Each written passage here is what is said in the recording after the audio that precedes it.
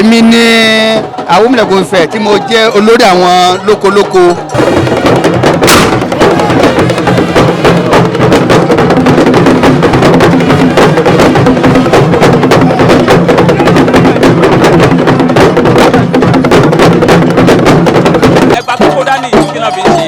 Wọ́n fi ń lànà fún ọba wa Ọ̀nìrìṣà Adéyẹyè Ẹnìtàn kán fi máa lànà fún kọ́nà fìlà kán fi máa ráyè jáde.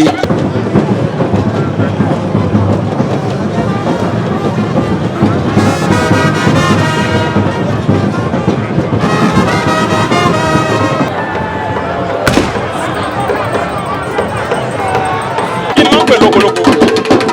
Àwọn ọ̀nẹ́sẹ̀ náà ń pè lókolóko tí wọ́n bá fẹ́ jáde àwa la máa ṣe tutù tí wọ́n máa lò ẹni ló máa lo tutù èyí máa bọ́ sí ọpọ́n.